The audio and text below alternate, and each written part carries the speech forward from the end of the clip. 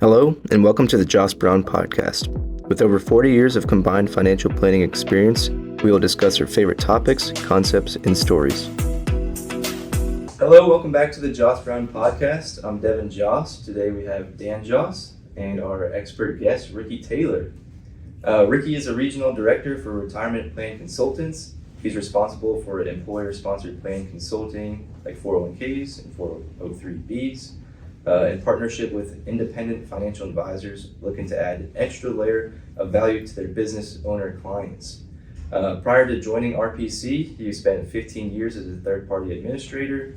He's been awarded the Investment News See It, Be It role model, and in his free time, he enjoys cooking. Now, a little before this episode, he's talking about cooking, and he's won, seven awards?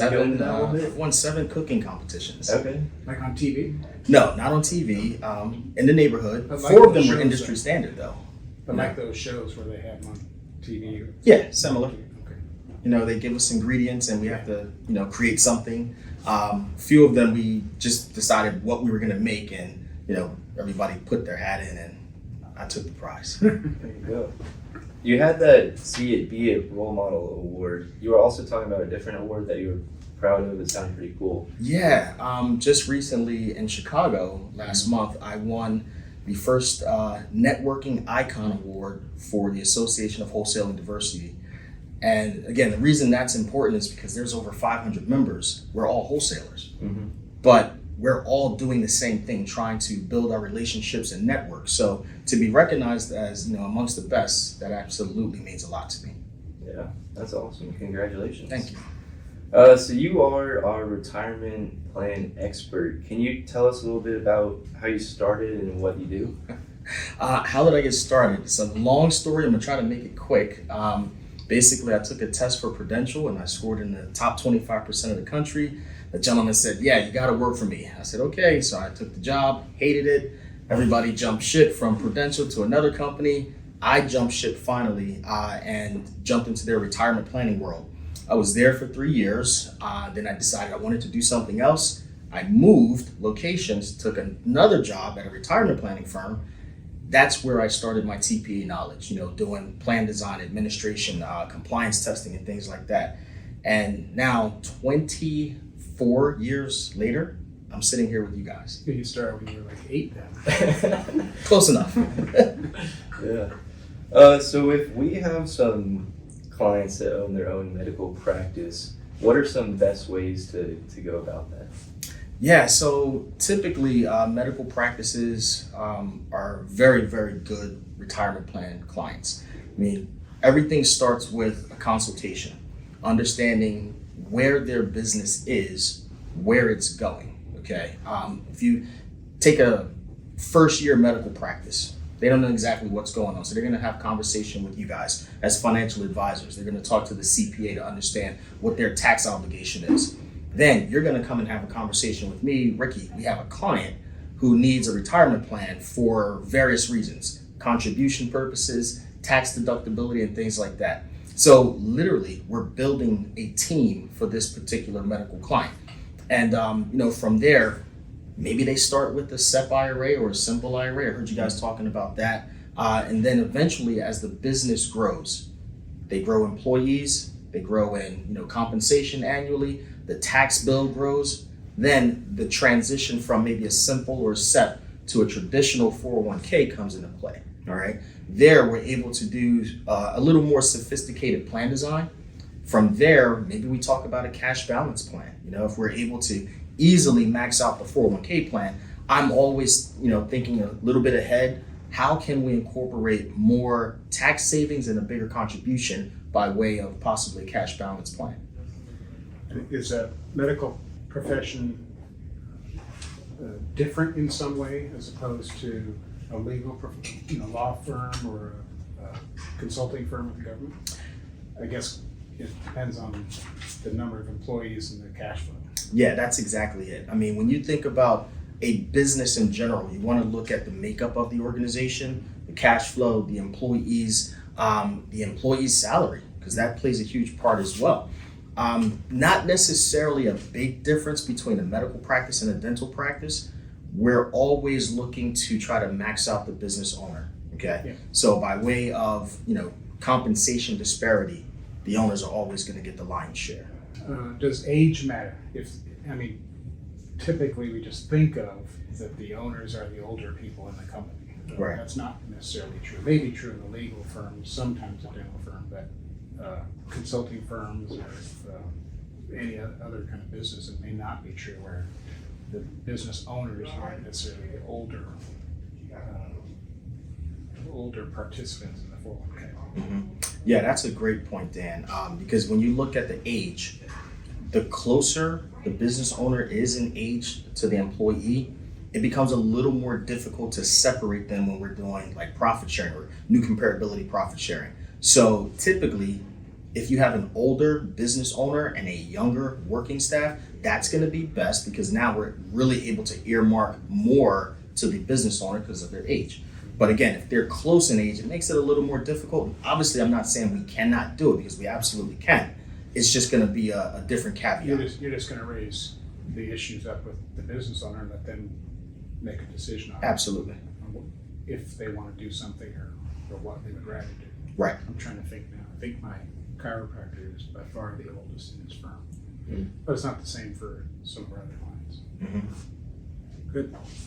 What are the catalysts you typically see when changing from one plan to another, or what's the timeline on that?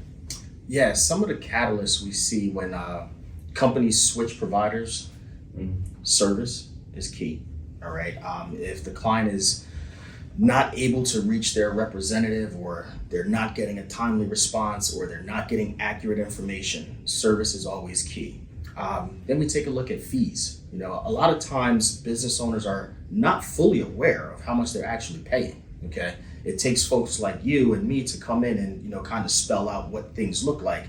And, if they started a plan, 20 years ago, they were probably in some type of insurance related product where, the fees were probably over 2%.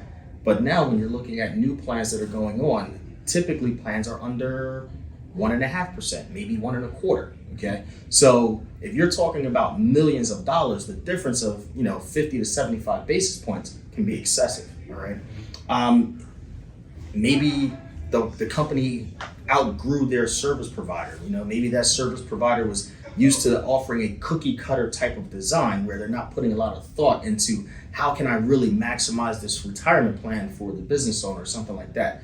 And then I would say finally, another catalyst is switching advisors. If the advisor's not present, okay, it's always an option for moving. Yeah, it used to be, and this was probably 10 or 15 years ago, the stat was about 20% turnover a year in a retirement plan, whether it was change advisor, or change TPA, or change custodian. Is that similar to how that is now? Yeah, that's exactly it. Maybe slightly more, but not by much. But the factors are still the same.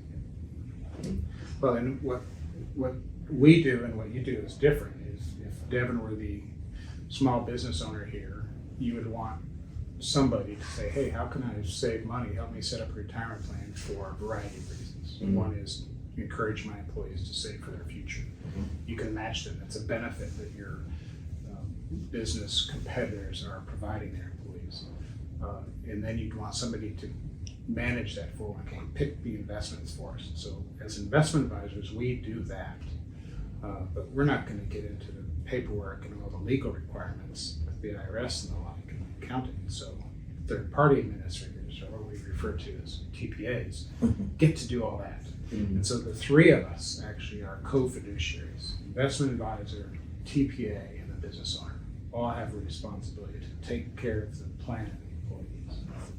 And then, like Pete said, if they want to change a TPA or switch an advisor or adjust the plan or actually move from one plan to another plan for various reasons, that can be done. And apparently is done. It is. Often. Yeah. My experience with the investments is there's always a new investment added to the plan after it did well last year. Of course. Which is probably the worst time to add it to the plan. Yeah. And one of the things that we also do, and we're a third-party administrator, we're a record keeper, and we're 338 fiduciary. So we're actually providing the investment portfolio that you guys are gonna, cherry pick from, okay?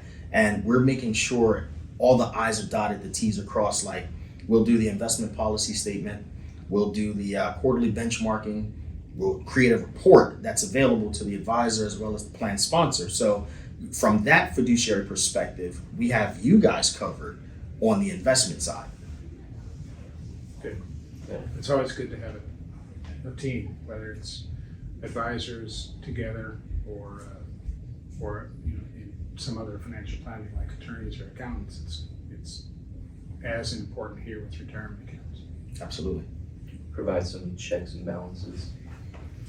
Well, the laws change all the time, and the needs of the business owner change all the time, and so the team says, okay, what do we do this year? Yeah. So Rickie, every company is going to be a little different. So what are the different variables you look for when you're implementing a 401k? Yeah, so different variables, of course, we look at company size. We look at how much the company's able to actually, put away. We look at the age. We look at the compensation of the business owner, okay? I like to use a consultative approach and literally talk with the client, okay? I want to understand, what do you know about a retirement plan, okay? What would you like for this retirement plan to do for you? Why do you want to start a retirement plan? The responses vary from, well, I want to put away as much money as I possibly can. I heard you could probably put away up to $60,000. And then I shock them and I say, oh, it's a little bit more than that, okay? If they're looking to attract and retain quality employees, that's a great reason to, start a plan as well. So again, everything comes from having that conversation with the client to understand what they're looking for before we can actually implement. Now, the implementation it's really simple. It's a census gathering process. Let me, as a consultant, create different numbers. Everything that I create can work. It's just a matter of which one makes more sense from either a personal contribution perspective or a tax deductibility perspective. In most instances, you can get a combination of the two, all right? But sometimes one works better than the other. Can you go into a little bit more about cash benefit plans? Cash balance. Cash balance plans? Yeah, absolutely. So the cash balance plan is kind of like a variation of a defined benefit, okay, whereby you're going to have a specific dollar amount at a certain age, okay? Unlike the 401k plan, you're throwing monies in, hoping the market does really well, and when it's time to retire, you have a nice nest egg, right? Again, the difference is with a cash balance plan, there's gonna be a specific dollar amount. I'm just throwing out random numbers. Maybe it's $1 million or $1.2 million or something like that, but you're gonna have a set amount. Now, the difference between a cash balance plan and a defined benefit plan, the cash balance operates more like a new comparability profit sharing, where we can create different categories or groups to essentially earmark dollars to. So I'll give you an example. We've been talking about medical practices, right? Typically, the doctor, the owner, is making a lot more than everybody else. So I'm gonna put that person in category A. Then I'm gonna put maybe the office manager in category B because they're really vital to the organization. Then everybody else is gonna be in category C. So in conjunction with the 401k plan, where you have possibly a safe harbor, you have a profit sharing, we've already maxed that out, right? Everybody's being taken care of primarily on the 401k side. So now with the cash balance, I'm able to really focus on the owner, the doctor, in category A and really try to maximize them. I mean, we're talking about numbers between $150 to maybe $250,000 for that doctor alone on an annual basis, okay? So I usually look at the cash balance plan after we've easily maxed out the 401k and profit sharing and there's still dollars on the table, okay? Dan mentioned earlier about age. Same rules apply. The older the business owner, the better the contribution is going to be because, the government says, oh, well, you're closer to retirement. We want you to, have a sizable account. So we're going to allow you to put more away based on age, okay? So it's a great plan for an organization that fits well. Are you seeing more contribution plans now than benefit plans? Oh, absolutely. That's been the trend for a while. Yeah, that's been the trend. Man, I've been in this for 24 years. I can't tell you the last time I sold a defined benefit plan, but 2023, which we're in now, I want to say I've actually sold 6 so far this year. They still work for some people. Well, I'm referring to the cash balance plan. I'm sorry. Haven't sold a defined benefit plan, but 6 cash balance plans so far. You talked more about implementing these plans. What mistakes do you commonly see Well, in the design? can I He say doesn't make decisions. right? No mistakes on my side, but no. When I'm taking over a plan and I'm coming in for consultation, typically I'm gonna comb through the adoption agreement, looking for plan design flaws, i.e., maybe there's no safe harbor. We need a safe harbor primarily so the higher compensated folks like the business owner and anyone making over $150,000 considered highly compensated can defer the maximum. So if there's no safe harbor component in place, they're not going to be able to defer more than 2% of what the average folks are doing, the non highly compensated. So let's put that in perspective. Let's say you're making $100,000. I'm going to use simple math. And your staff is contributing 4%. If you do not have a safe harbor in place, that means you can't go more than 6%, because that's 2% over the 4. 6% of 100,000 is only $6,000, right? But the deferral maximum is 22.5 if you're 49 or younger. Okay, if you're 50 or older, it's an additional 7,500, so it's getting us 30,000. So you're leaving a ton of money on the table, right, by not having that safe harbor feature. So that's one thing I'm looking for. Well, which means you have to save a little bit more. You increase your match to your employees, and then you can save more. Well, not necessarily the match, because the match is. So you're putting in the safe harbor is saying you can't save so much without saving for your employees. Correct. So the safe harbor says pay a little more to your employees, then you can save a little bit. Absolutely. So that's one design flaw that I see. The other one is going to be the new comparability profit sharing. So I mentioned earlier, very similar to the cash balance plan, I use that comparison. In a new comparability profit sharing, you can create different categories or groups, right? So again, using A, B, and C, category A gets the lion's share, category B gets, mid, category C, they get the lowest, right? But if you don't have that, that's a great way to allow the business owner to not maximize how much they can put away. If you don't have a new comparability profit sharing, you probably have a pro rata profit sharing, which means everybody gets the same percentage. So then if you have a profit sharing and you said, all right, I want to try to get as much as I can, and it's going to take 15% of your salary, that means your entire staff now has to get 15%, right? But again, if it was a new comparability, maybe you're at 15%, office manager's at 7%, everybody else could be at 2 or 3%, okay? So when I'm looking at the adoption agreement, these are the things that I'm looking for to say, oh, you know what? I can guarantee you're not saving as much as you could. If I could show you a way to save a lot more, would that interest you, right? And then that's what I do. I run the illustration and, off we go. And this is for each business. Do you see similarities in industries where A tier gets a certain amount and C tier gets a certain amount? Yeah. Because essentially, one of the reasons we offer these plans is to be a benefit to the employees. Right. And that means there's competition with what other businesses are doing in your industry. Absolutely. I mean, just about any industry to work for. We see it a lot with your medical practices, your dental practices, your professional companies. There's a lot of changes coming down the pike that's going to, in my opinion, revolutionize how the retirement plan is going to work. There's a lot of key factors in, again, mistakes. Okay, not a mistake, but probably not paying attention as much as looking at fees.